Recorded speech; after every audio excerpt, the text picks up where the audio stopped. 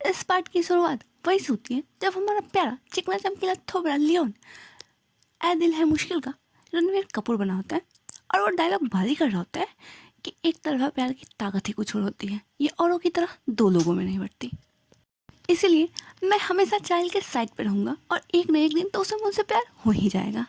और ये सारी बातें हमारा प्यारा इजुन भी वहीं सीढ़ियों के नीचे खड़ा होकर सुन रहा होता है। फिर सीन शिफ्ट होता है जहाँ इजुन अपनी कार में बैठा स्क्रिप्ट की प्रैक्टिस कर रहा होता है, तभी वहाँ पे चाइल्ड आ जाती है। फिर चाइल्ड सोचती है कि चाहे मैं तुम्हें अवॉइड करने की कितनी ही कोशिश क्यों ना कर लूँ, लेकिन फिर भी अपने दर्द से छुटकारा पाने के लिए तो मुझे तुम्हारे पास आना ही होगा। फिर हमारा लियोन कहता है तो मैं तुम्हें बाइट कर लूँ, ठीक है ना भाई।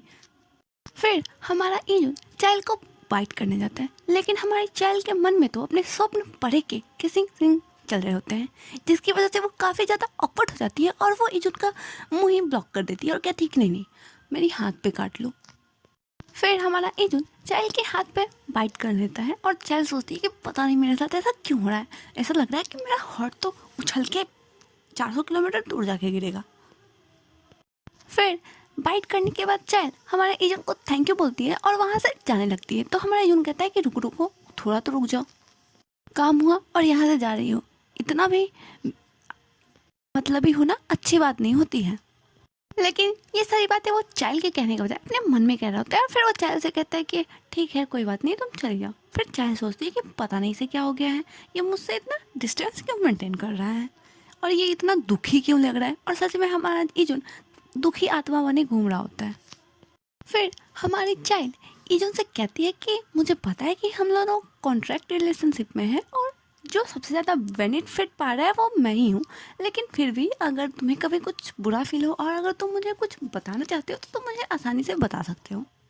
और चाइल्ड के इतने मनमोहक वचन सुनकर हमारे इजुन का चेहरा खिलखिला जाता है।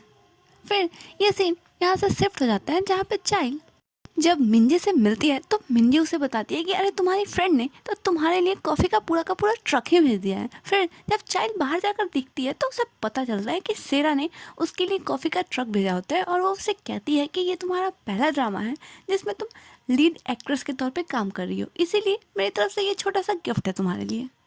फिर सेरा फ़ोन पर ही चाइल्ड से कहती है कि चलो हम लोग कहीं पर मिलते हैं, मेरी ट्रीट होगी।